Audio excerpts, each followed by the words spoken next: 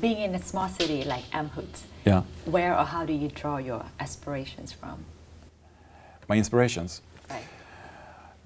Well, I get a lot of inspiration from the existing IKEA range, actually.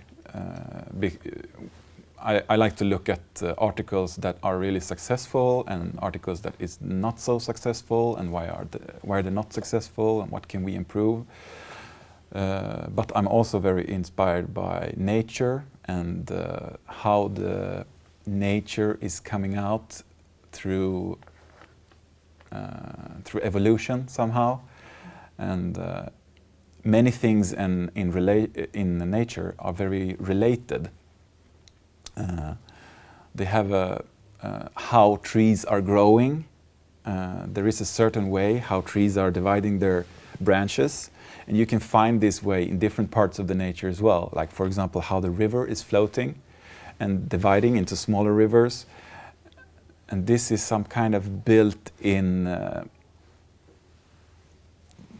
patterns or structures from nature that has come through evolution through years and years somehow. One key concept of IKEA is democratic design. Yeah. What is democratic design? Democratic design is this low price, and that IKEA should be for the many people, and it should be good quality, sustainability. Is there something missing there? I think that's all. So there are different parameters that are included in this, and I think the reason, the function of this is to drive the development for the many people, that as many people as possible should be afforded to go to IKEA and buy the articles and the products from IKEA. For the famous masquerade light, where did you get the idea from? Yeah, it was me and my wife were going in a walk close to the lake in Älmhult, and we came to a big field with unbloomed or bloomed dandelions. And then I pick one up, and we start to discuss and talk about that the dandelion is a very beautiful flower, and it's very fresh and translucent. So that was the starting point. But then to take the idea from this point through the whole IKEA process is a bigger challenge, because there is many stages that we have to go through. For example, quality, sustainability, child safety, flat packing, low price. So it's important also to this freshness and translucency, that we don't lose this during the process, to keep that during all the stages. And by doing the right choices of material and how to put it together and how to break it down and pack it in the package, by really work that through, I think we have managed to keep that freshness into the lamp. Why do you think it's so successful? Maybe it is this thing that it resembles from the nature, something that it is organized, but it's somehow chaotic, that it's somehow free, controlled but free, these leaves, and it gives a very beautiful light in the wall when you light it up. So first it's just a beautiful object, but then when you light it up, the whole room becomes affected by the light. Is it made from paper? Yes, this is a similar material that the transportation companies like DHL and these companies use. So they put envelopes in their own envelopes, so to really secure them.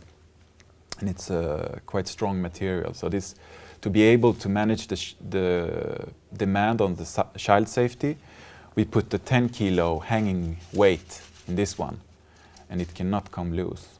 So it's a big weight on a quite fragile construction. It looks fragile, but it can take this load. So this is the the balance of choosing the right materials in the right place and the right construction so it can be secured. What amazes me is that the final product is actually a round object, Yeah. right, hanging from the ceiling. But if you go to the store, it's in this form. Yeah, Yeah, how did you manage to put it into a flat pack? it is thanks to the relation to the customers of IKEA. IKEA has a long tradition of making flat packs, and thanks to this cooperation that IKEA is doing one part and the customer is doing one part, that means that we can do this, that the customer are buying it, even if it's some effort put into it. And actually it's quite joyful to put it together. It's like decorating a Christmas tree or having a nice moment together. And it takes about 15 minutes to put this one together. And 15? Yeah, 15 and 20 minutes for the big one. And it becomes more and more beautiful for each stage. So I think it's a fun part for the customer also to be a part of it. And in the beginning we were worried that okay, maybe it's too much job for the customer to do this, but it has not been any complaints. So it seems that people really think it's joyful to assemble them. Is it very hard to assemble it? Well, it's not hard. I can try to just take one of these out. Oh no, there is one missing on this one. But this is how it's put together. You have these sections, and these are also in a. You have to put this on. But then you just click these 20 sections in, like that, and hang it up and light it. On the wall, just like that. Yes. How do you feel when you see this in customers' homes or your friends' homes? Of course, this is. I got a lot of positive feedback from this, and it's been a real success for IKEA. And usually they're very positive, which is very nice when they have a nice feedback. We don't success with all products, but this one is for sure a success.